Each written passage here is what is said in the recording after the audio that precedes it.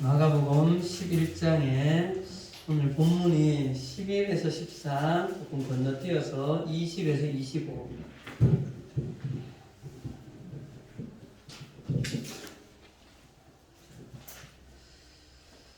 자, 마가복음 11장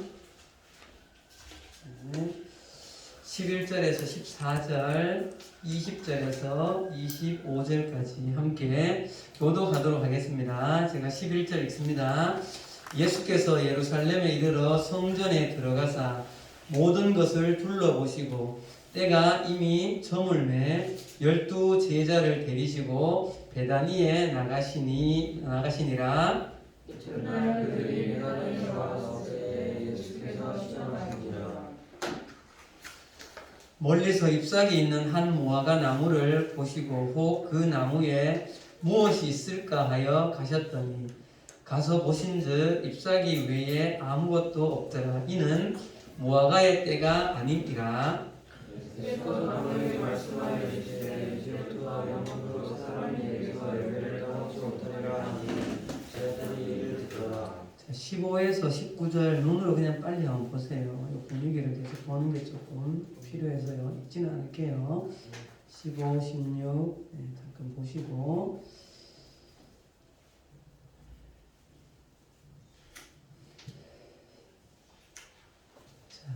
20절로 다시 갑니다. 20절 그들이 아침에 지나갈 때에 무화과 나무가 뿌리째 마른 것을 보고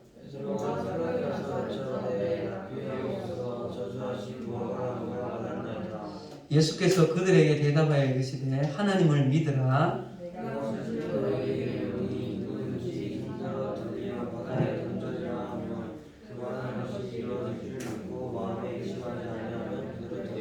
그러므로 내가 너희에게 말하노니 무엇이든지 기도하고 구하는 것은 받은 줄로 믿으라. 그리하면 너희에게 그대로 되리라. 서서 기도할 때에 아무에게나 혐의가 있거든 용서하라. 그리하여야 하늘에 계신 너희 아버지께서도 너희 허물을 사하여 주시리라 하시니라. 아멘. 네, 반갑습니다, 여러분.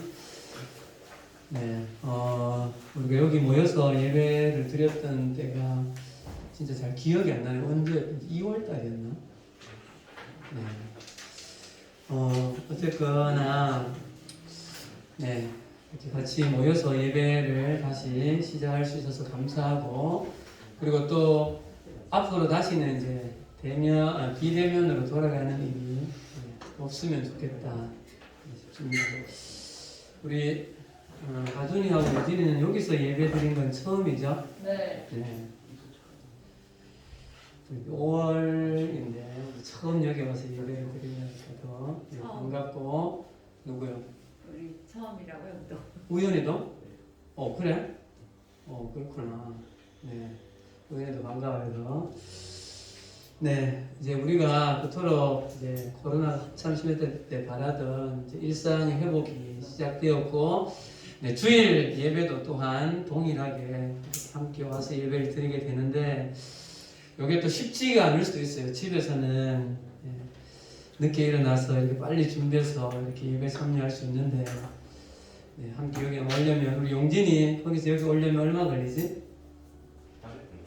40분 정도, 40, 50분 정도 걸려야 이렇게 오는 친구도 있으니까 준비하는 시간까지 합치면 굉장히 시간도 많이 걸릴 텐데 우리 의지를 잘 들여서 예배에 잘 참여했으면 좋겠습니다.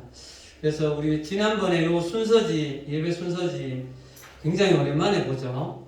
네, 얼마 만에 보는지 어제 저도 이걸 꺼내서 보면서 굉장히 이게 좀 낯설다는 생각이 그래가지고 네, 원래 거를 지금 다시 이렇게 좀 세팅을 했고요. 안에 보면 우리 1학년, 2학년 잘 모를 수도 있는데 예전에 우리가 여기 주보에 설교 말씀을 기록하는 시간이 있었어요. 그래서 여기 능동적 듣기 말씀 노트 가운데 있는 거 여기에 주로 말씀을 들으면서 기록하고 왼쪽에 이번 주 조별 모임에 질문이 있는데 거기에 답도 달아가면서 말씀을 잘 경청해 주면 좋겠습니다. 자, 지난주에 우리는 드디어 예수님께서 무슨 성으로 들어가셨습니까? 하준아 무슨 성으로 들어가셨어?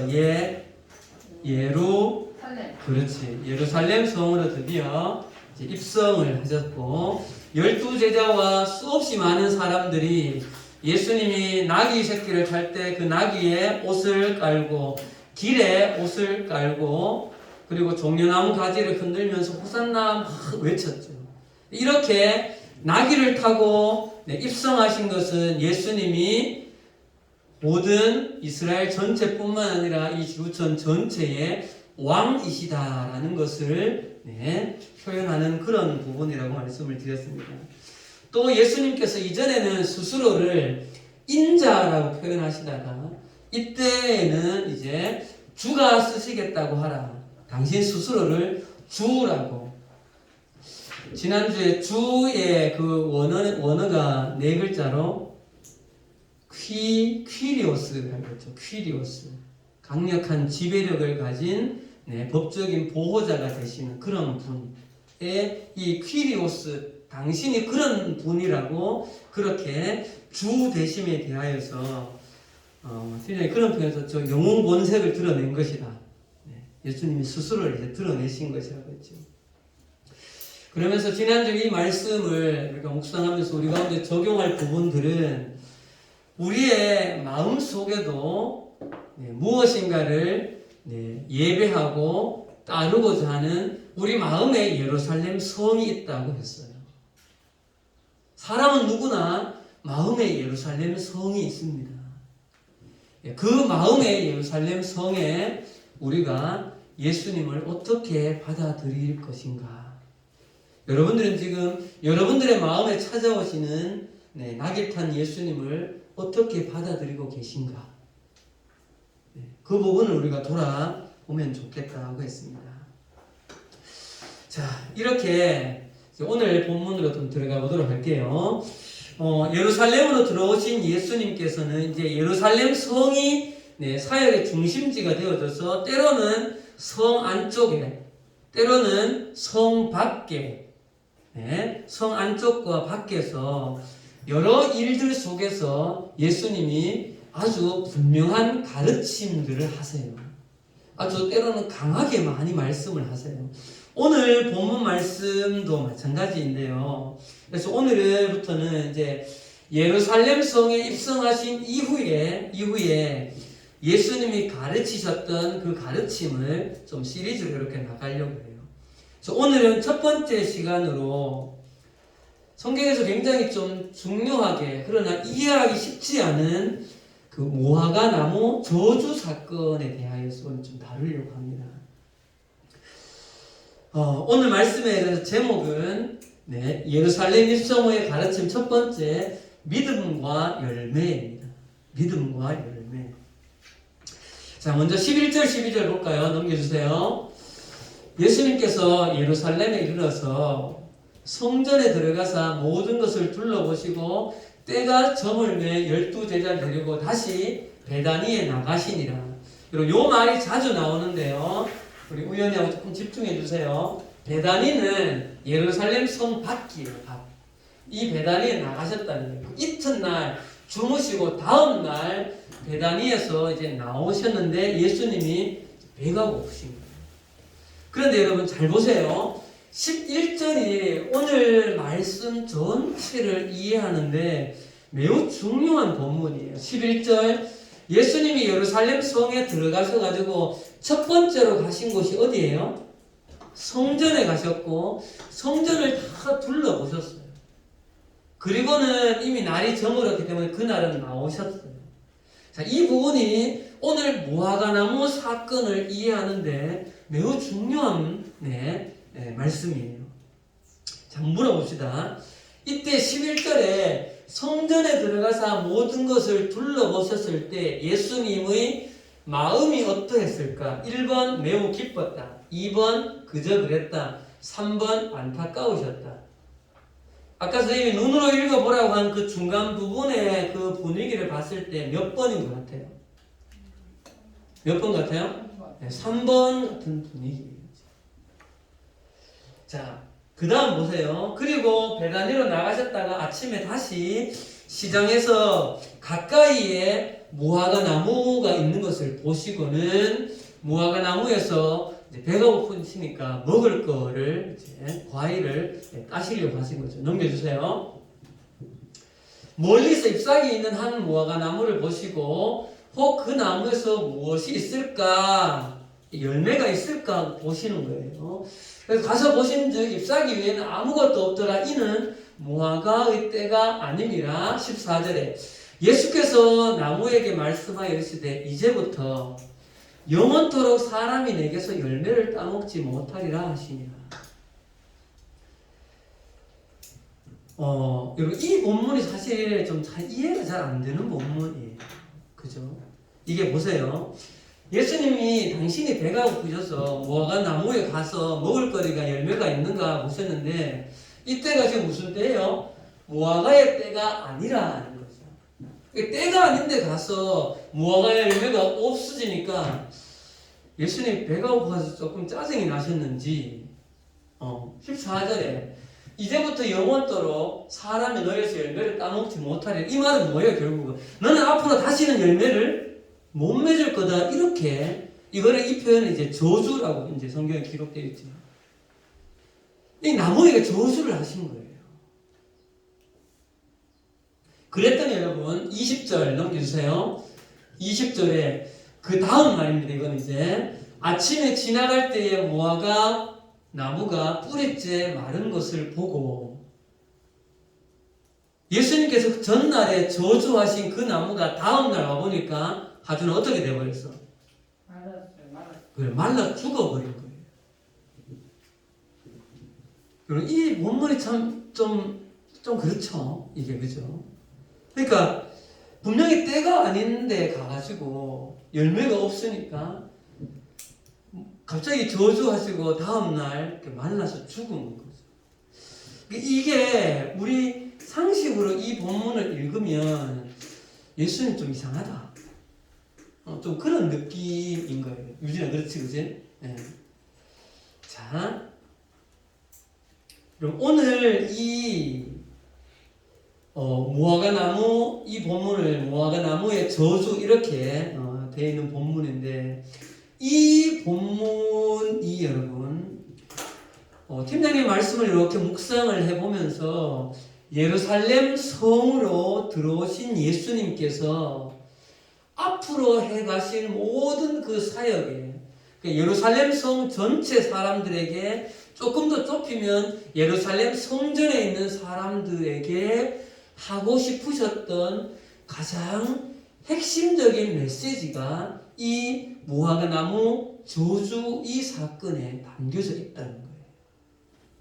그 말은 조금 더 나가면 지금 이 시대에 예수님을 믿고 있다고 하는 우리에게 예루살렘 성 입성 이후에 하시고자 하는 가장 중요한 메시지를 이 무화과 나무 저주 사건에 담고 있다는 거예요. 그만큼 예준아 이 말이 중요해 안 중요해 이 말씀이? 거기 그때 중요하다는 거 중요하다는 거. 자, 팀장님도 지난주에 이 말씀을 사실 이해가 좀 잘 안 되어서 오랫동안 묵상하고 주석도 좀 찾아보고 이렇게 하다가 이 말씀이 굉장히 중요한 의미를 담고 있구나라는 것을 좀 이해를 하게 되어졌어요. 그리고 오늘 이 본문은 아까 읽지 않았지만 15절부터 이어지는 예루살렘 성전을 정화하신 사건과 굉장히 밀접한 연관이 좀 있어요. 자, 이제 그 의미 속으로 좀 한번 들어가 보도록 하겠습니다. 정신을 바짝 차리셔야 돼요. 자, 먼저 여러분 오늘 본문의 오해를 좀 풀려면 이 말씀 무화과의 때가 아니었다라는 이 말을 좀 이해를 해야 돼요.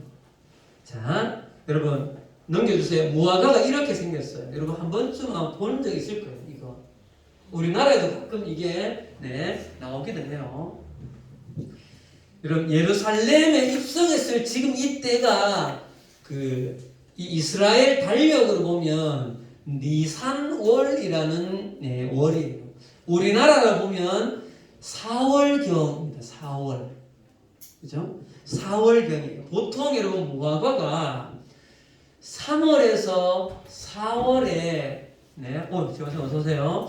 3월에서 4월에 여러분 열매가 열리고 조금씩 자라고 있을 때라는 거예요. 자, 여러분. 그리고 나서 4월에서 5월로 넘어가면서 잎사귀가 굉장히 커진다고 해요. 그래서 오늘 말씀에 왜 잎이 무성한 무화과 나무가 이렇게 표현되어 있잖아요. 자, 그래서 여러분 여기서 무화과의 때가 아니다라고 하는 거는 이 때는 무화과가 완전히 익을 때가 5월에서 6월이라는 거예요.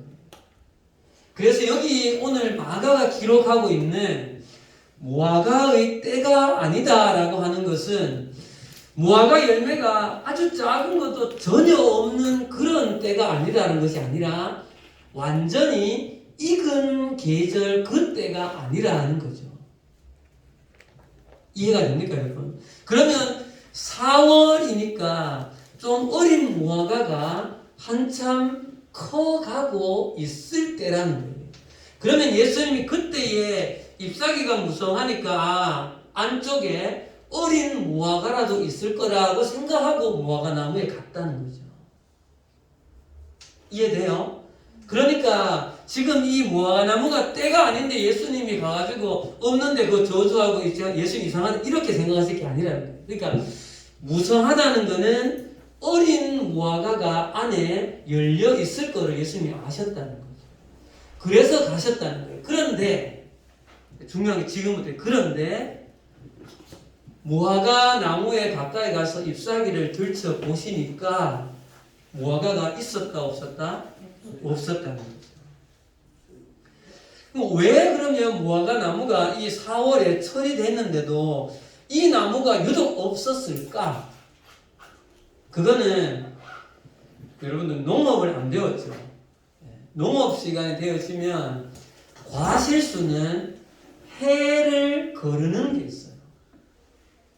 한 해는 풍성하게 열리고 그 다음 해는 열매가 매우 작게 열리거나 거의 달리지 않는 이거를 세 글자로 해거리라고 해요. 해거리. 아마 그렇지 않았을까라고 해석해요. 근데 어떻게 왜 그랬는지 구체적으로 정확한 건 모르겠어요. 성경에 기록은 안 되어 있으니까 그렇게 추측을 하는 거죠.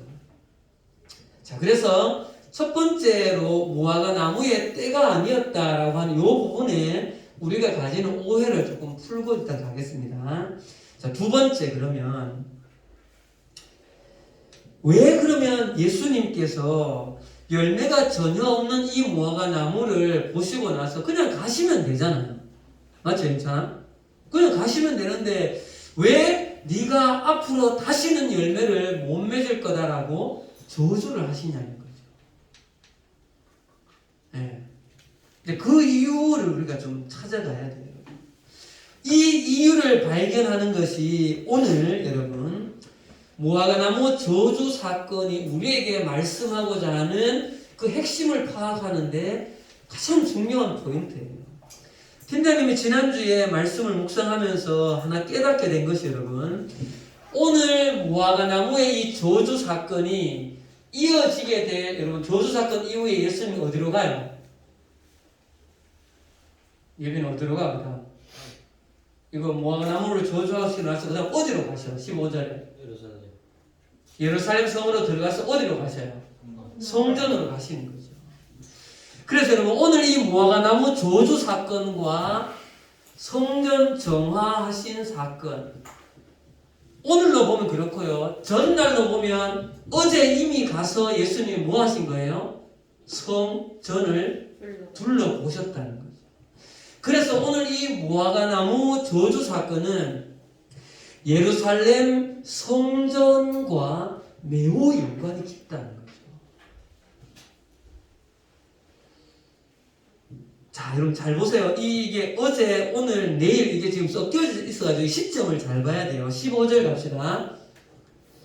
그들이 예루살렘에 들어가니라 예수께서 성전에 들어가사 지금 이 15절은 무화과 나무를 저주하셨던 그때입니다. 그때 그날이에요. 그날. 그러니까 예루살렘 성에 입성하시고 난 그 다음 날인 거죠. 되죠? 자, 그래서 매매하는 자들 쫓으시고 상을 엎으시고 막 이렇게 하신 거죠. 자, 잘 생각해 보세요, 여러분. 어제 이미 성전에 가셨다가 오늘 어제 나가셨다가 베다니에 주무시고 오늘 아침에 나오셔서 좀 시장하셔서 먹을 것을 찾으시려고 무화과 나무에 가신 거죠. 그 다음 무화과 나무 저주 이후에 바로 예루살렘 성전으로 가셨다는 거예요. 그래서 여러분 오늘 예수님은 이미 마음에 어디에 내가 가시겠다라고 마음에 이미 결정을 하신 상태일까요? 성전을 다시 가시겠다고 이미 마음에 결정을 하신 상태라는 거죠. 그 다음에 무화과 나무를 가셨는데 열매가 없는 것을 딱 보시는 순간 예수님의 머리에 예수님의 마음에 번개처럼 하나 스쳐가는 생각이 있는 거예요. 그게 뭐예요? 바로 입만 무성한 이 무화과 나무의 모습과 제사의 형식을 잘 갖추고 있지만 하나님께서 받으실 만한 예배의 열매가 없는 예루살렘 성전의 모습이 똑같다라고 생각하십니다. 다시요. 무화과 나무가 잎이 무성한데 거기에 단 하나 따먹을 열매조차도 맺지 못하고 있는 이 무화과 나무를 보시는 순간 예수님의 마음에 무엇이 떠올랐어요? 형식은 번드르르하게 수없이 많은 재물을 가져다가 거기서 지금 이 제사라고 지내고 있지만 하나님이신 예수님이 오셨을 때 받을 만한 제사가 하나도 없는 열매 없는 예배를 드리고 있는 예루살렘 성전의 모습을 보시면서 똑같다라고 떠올리신 거죠. 그럼 좀 이해가 가시나요? 바로 이거예요.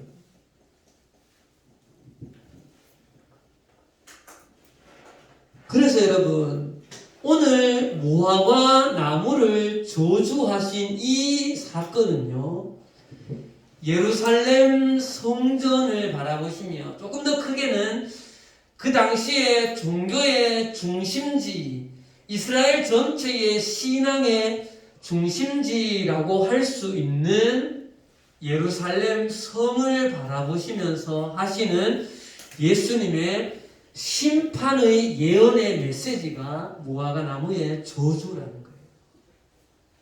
조금 더 이 부분을 이따가 말씀드릴게요.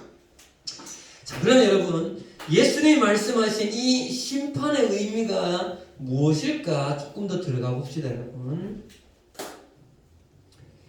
여러분 왜 예루살렘 성이 심판을 받게 되었을까?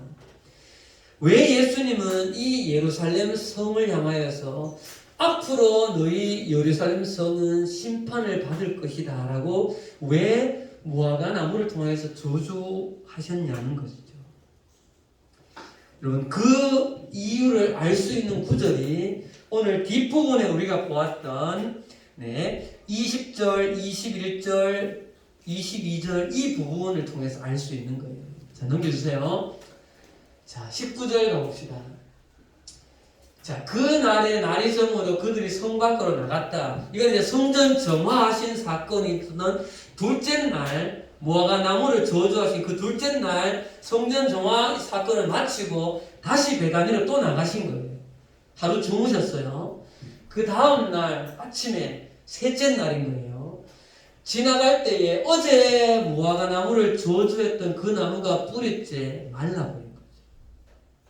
이거를 12제자들과 예수님이 딱 직면한 거예요. 그러니까 이 성미가 급한 주인공 누구가? 베드로가 대번 묻는 거죠. 예수님. 생각이 나서 랍비여 보소서 저주하신 무화과 말랐나이다. 아마 여러분 베드로도 무화과 나무를 저주하신 예수님의 의도를 알았을까 몰랐을까? 몰랐어요. 몰랐죠. 근데 이 베드로는 이해가 안 되는 거야, 솔직히. 예수님이 어제 그렇게 말하는데 진짜 말라고 했습니다. 이게 뭐죠? 이런 거예요, 지금. 그런데 여러분, 이 베드로의 이 말에 완전히 예수님이 동문서답을 하는 것 같은 대답을 하시는 거예요. 그 다음 무슨 22절 읽읍시다. 구절은 4절 시작. 예수께서 그들에게 대답하여 이르시되 하나님을 믿으라. 이 무슨 말이야 이게 지금? 그죠? 예수님이 뜬금없이 하나님을 믿으라 이 말이 지금 이 상황하고 이게 매치가 안 되잖아요 사실.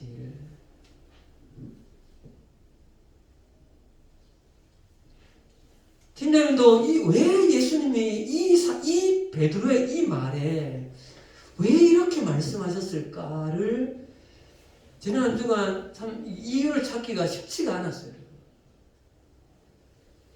그러면서 개인적으로 좀 말씀을 묵상하기도 하고 기도하면서 또 주석도 찾아보면서 이런 결론이 여러분 결론이 이 낱말인 거예요. 넘겨주세요.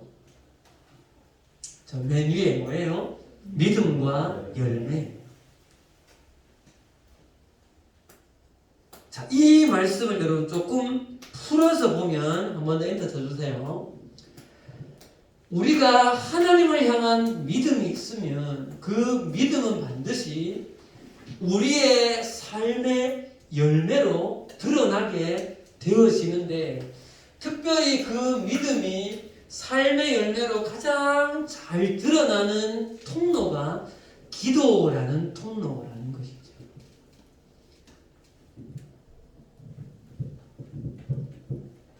자, 아직까지 여러분 잘 이해가 다는 안 되실 거예요. 조금 더 이제 말씀을 좀 풀어볼게요. 왜 이 하나님을 믿으라는 이 말씀의 결론이 믿음과 열매인가?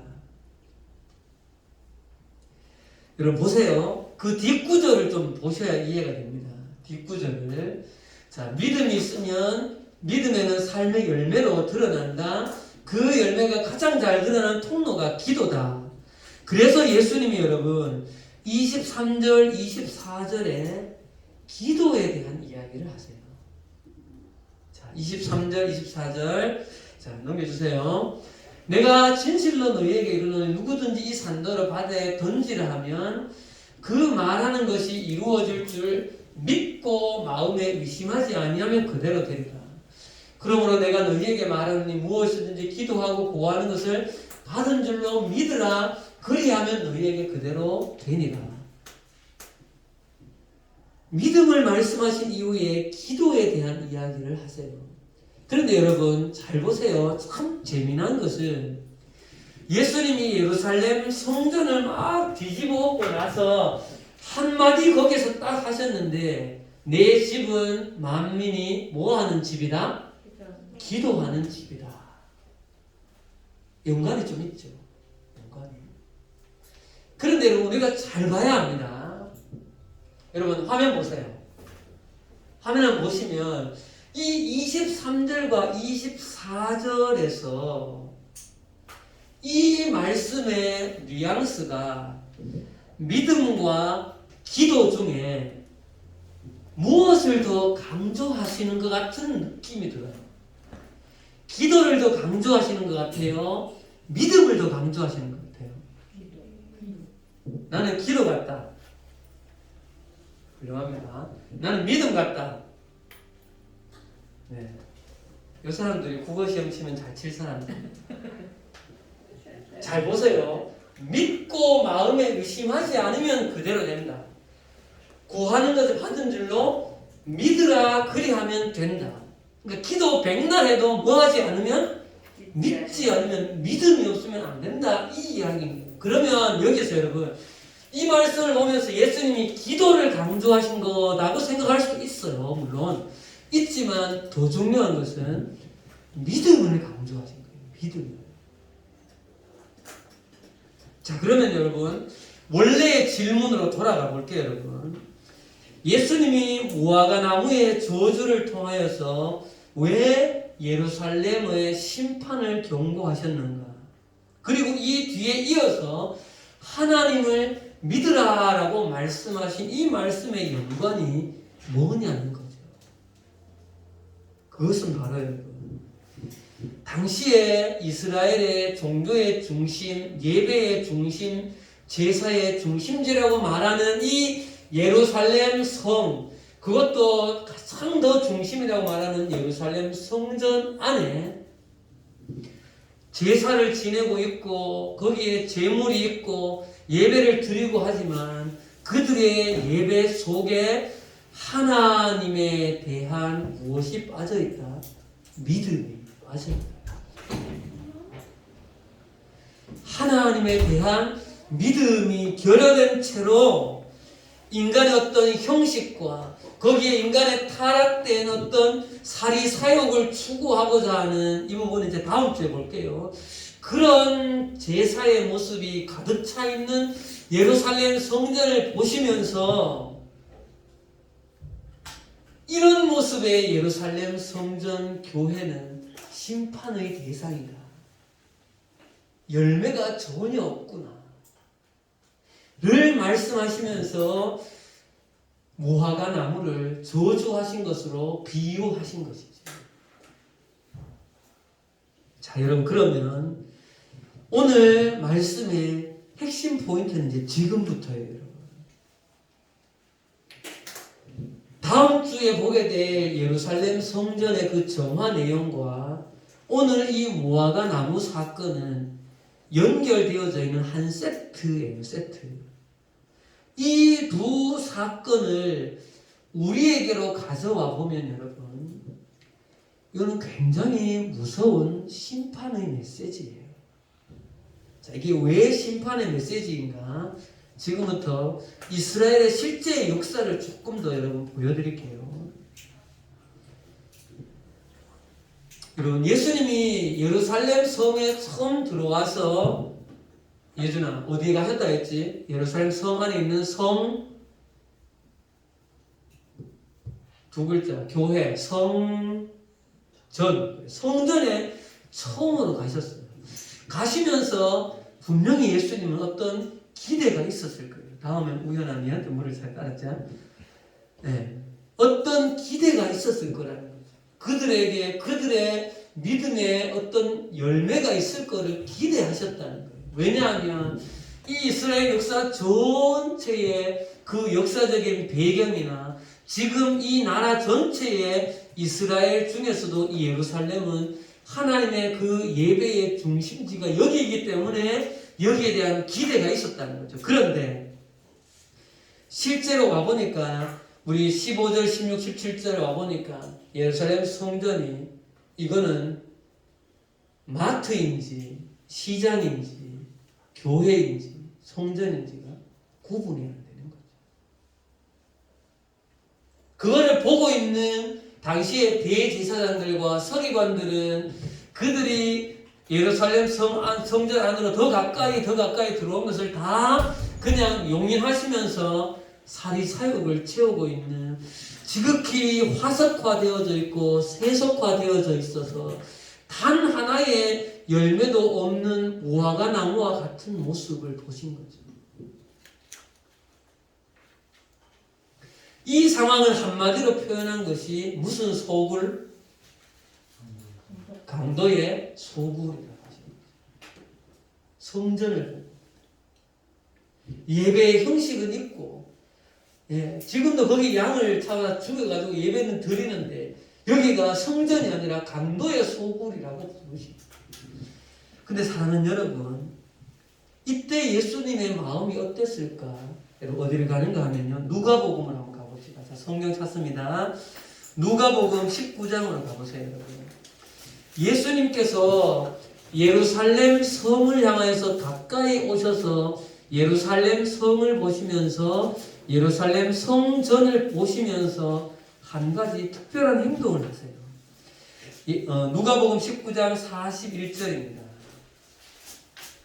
41절 가까이 41절 누가복음 19장 41절 같이 읽읍시다. 시작. 가까이 오사 성을 보시고 우시며. 예수님이 예루살렘 성전을 보시며 우셨다. 예수님이 할 일 없어서 우신 게 아니겠죠. 지금 예수님의 마음의 중심에는 이 안타까움이 절절히 있으신 거예요. 그리고 여러분 누가복음 19장 43절 44절 가보세요. 밑에 우시면서 하신 이 예루살렘 성을 향한 미래의 심판을 예언하시는 거예요. 이르시되 42절요. 너도 오늘 평화에 관한 일을 알았더라면 좋을 뻔했다. 지금 너의 눈에 숨겨졌도다. 여기서 너는 예루살렘 성 사람들이에요. 43절에 날이 이를지라 내 원수들이 토둔을 쌓고 너를 둘러 사면으로 가두고 또 너와 및 그 가운데 있는 내 자식들을 땅에 메어치며 돌 하나도 돌 위에 남기지 아니하리니 이는 내가 보살핌을 받는 날을 알지 못함을 인함이라. 여러분 이게 무슨 예언의 말씀인가 하면요, 실제로 이후에 예수님은 지금 예수님이 오신 날이 여러분 AD 1년이라고 보면 지금 예수님은 거의 공생애가 마쳐가니까 AD 33년이라고 보면 돼요. 그러고 나서 여러분 정확하게 33, 4년 이후에 AD 70년도에 어떤 일이 일어났는가 하면 이 이스라엘 실제 역사에 66년도에 이 이스라엘이 지금 로마로부터 독립을 하려고 반란을 일으킵니다.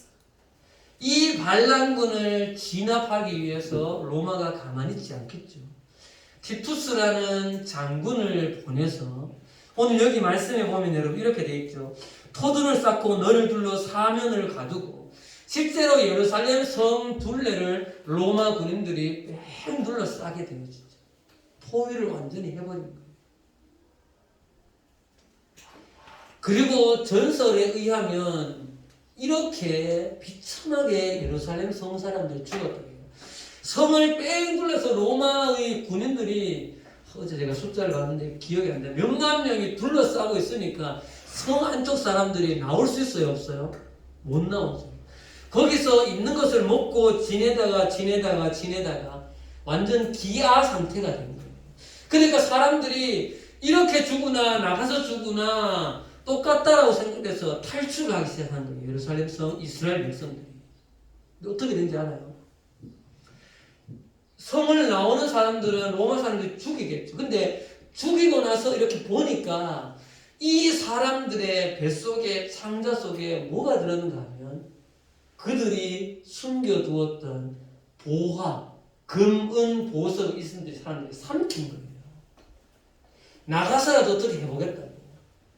어느 때는 여러분 한 번에 한 일주일 사이에 2,000여 명이 넘는 사람들이 넘어오는데 이 로마 사람들이 이 이스라엘 백성들의 창자를 열어보면 거기에 돈이 들었다는 걸 이제 알게 된 거예요.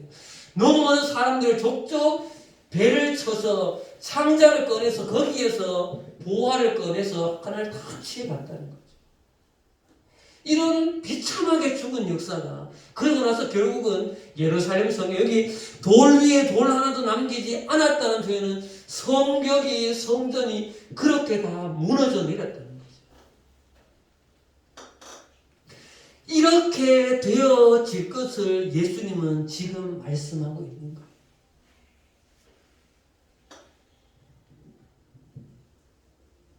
여러분 오늘 무화과나무 사건의 핵심 포인트는 여러분 여기 있어요. 앞으로 예루살렘 성이 이렇게 될 것이라고 미리 예언해서 보여주신 사건이 무화과나무를 저주하시고 죽게 만드신 사건이라는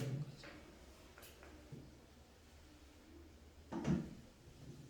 그럼 여러분 결국 이렇게 되는 원인은 뭐예요? 그들의 믿음 없음이라는 거죠. 믿음 없습니다.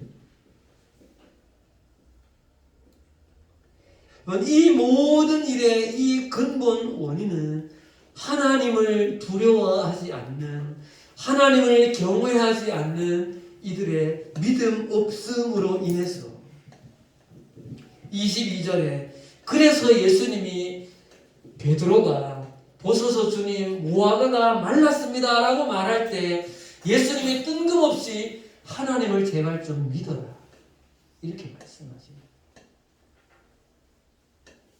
그럼 이제 이해가 조금 되시나요? 그럼 이제 말씀을 정리하면서 조금 전에 이 말씀이 우리에게 굉장한 경고의 말씀이라고 그랬죠. 여러분 그러면 오늘 성경을 통하여서 예수님이 이스라엘에게 말씀하신 이 무서운 경고의 메시지에서 우리가 깨달아야 할 것은 여러분 믿음 없음, 그로 인한 타락, 이 모습을 오래 참으시다가 내리시는 심판. 여러분 오늘 읽었던 누가복음 19장 44절의 이 메시지 보세요. 맨 마지막 이는 내가 보살핌을 받는 나를 알지 못함을 인함이라. 이게 무슨 말이에요? 너희가 하나님의 보살핌 안에 있을 때 왜 믿음을 지켜내지 못하였느냐 이 말인 거죠. 그럼 사랑하는 여러분 이 메시지는 유대인들에게만 해당하냐는 거예요. 그렇지 않죠.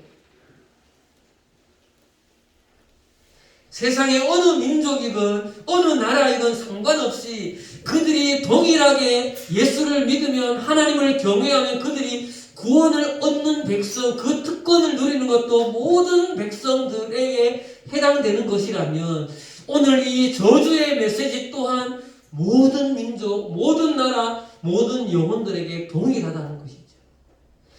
여러분들이 이미 알고 있죠. 오늘날 그렇게 과거에 기독교가 흥왕하였던 그 유럽이 지금 어떻게 되어져 있습니까? 유럽의 그 화려한 성전, 교회들은 지금 관광거리이잖아요. 많은 것은 이슬람화 되어졌고 그것이 술 파는 그런 곳으로 되어져 버린 교회가 얼마나 많습니까? 그렇다면 지금의 미국 사회는 어때요? 지금의 한국 사회는 어떠냐? 너희들의 믿음 없음을 말씀하시는 이 메시지가 지금 우리 한국 사회의 믿음은 어떠냐는 것을 예수님이 말씀하고 있는 거예요. 조금 더 좁혀보면 우리 가정의 믿음은 어떠냐는 거예요. 조금 더 좁히면 나의 믿음은 어떠냐고 물으시는 거죠. 사랑하는 여러분, 지금도 예수님은 여러분의 삶의 한켠을 열어보시면서 너의 삶에 믿음의 무화과 나무가 있느냐라고 여러분의 삶의 한켠을 열어보고 계세요. 그런데 뭔가 잎은 흥황한 것 같은데 실제로 가까이 와서 열어보면 아무런 믿음의 열매가 없는 그것을 보고 저주하셨다면 지금 내 삶에 믿음 없는 모습을 예수님이 보신다면 나에게는 예수님이 뭐라고 말씀하시겠냐?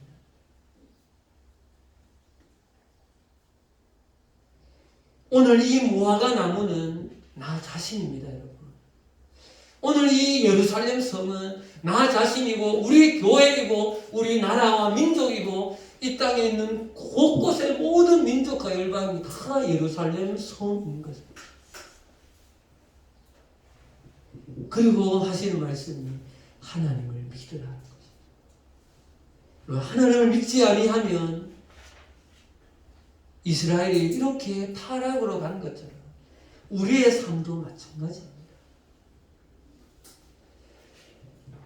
사랑하는 하나님교회 우리 아들, 딸 여러분, 여러분의 삶에 우리 교회 속에 우리 한국 땅 속에 이 믿음의 열매가 정말 끊어지지 않고 계속하여서 열려가는 우리의 삶이 되어지기를 간절히 소망합니다. 기도하겠습니다. 살아계신 하나님 아버지 은혜를 감사합니다.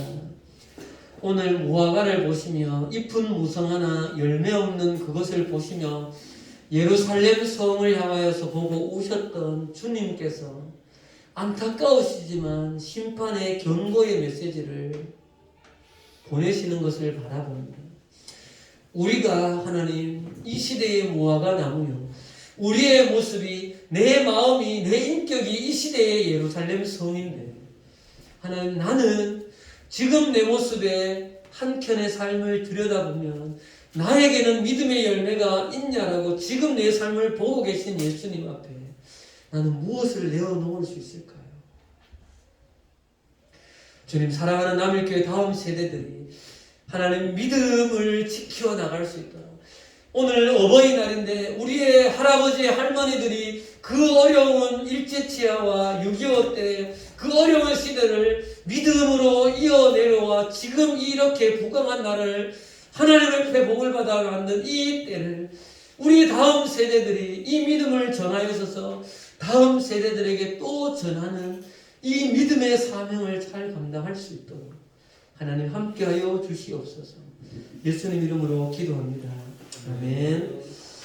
우리 찬양을, 요 찬양을 보면서 드립시다. 네. 우리 일상 찬양 드리겠습니다.